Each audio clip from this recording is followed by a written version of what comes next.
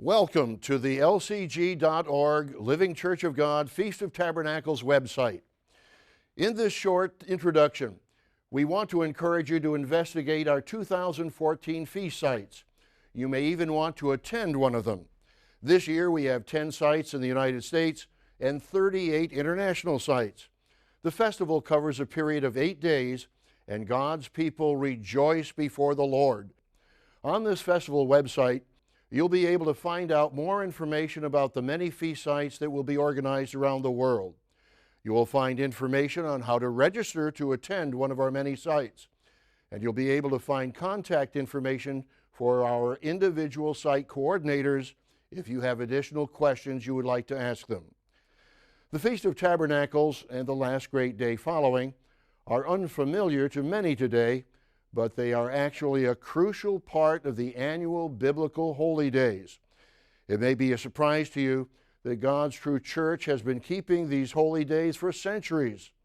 Members and guests of the Living Church of God keep this honored observance each year, traveling to specially selected sites, staying in motels, hotels, rented homes, or condos.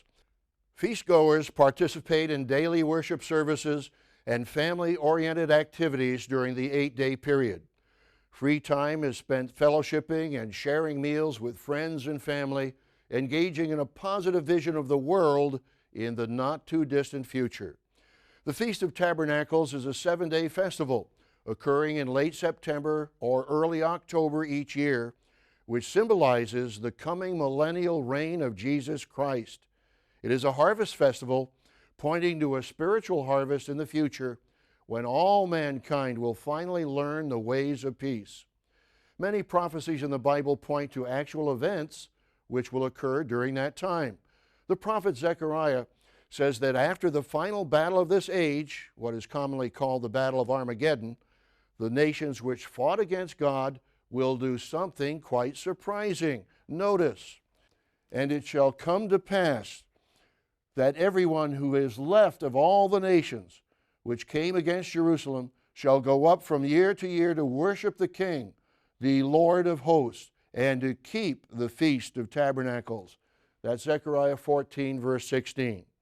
What a remarkable change this will be when nations which were formerly fighting the returning Jesus Christ will come up to worship Him at Jerusalem and to keep the Feast of Tabernacles. Isaiah prophesied of the future when he said, "Now it shall come to pass in the latter days," that is, at the time of the Messiah's return, "that the mountain of the Lord's house shall be established on the top of the mountains." Mountain stands for government. God's government will rule the whole earth from Jerusalem.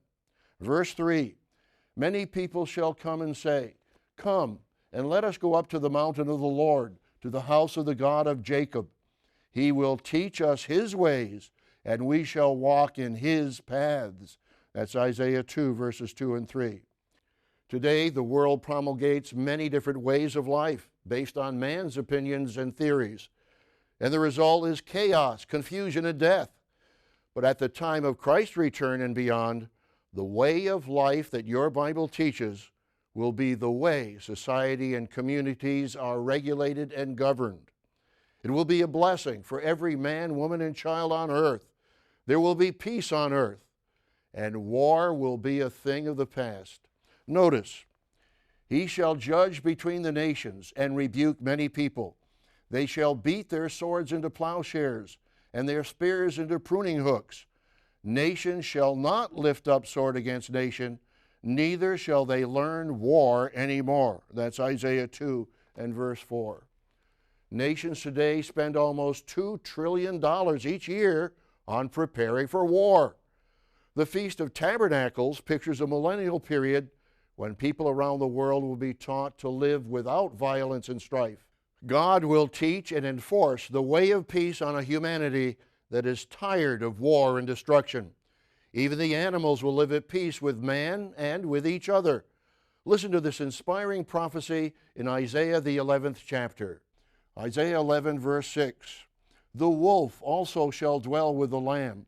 The leopard shall lie down with the young goat. The calf and the young lion and the fatling together.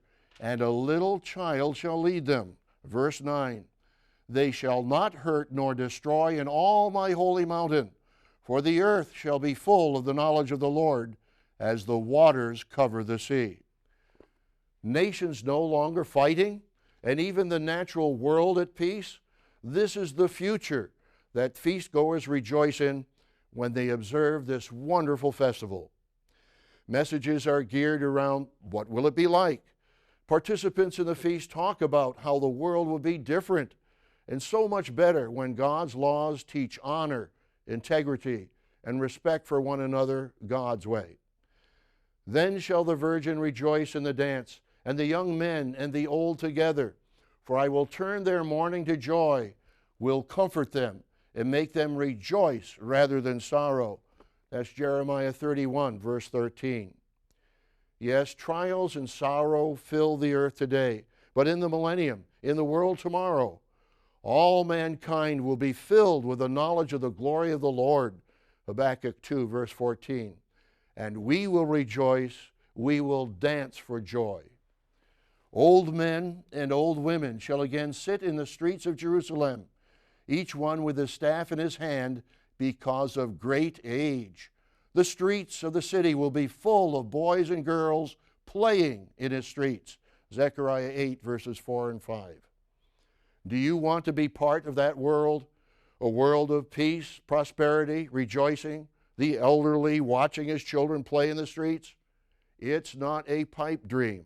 It's what your Bible says will happen after Christ's return. And you can be a part of it. Jesus said his saints, truly converted Christians, will be governors and rulers, priests and kings, ruling with him during the millennium for 1,000 years. That's found in Revelation 20, verse 4. What a great honor.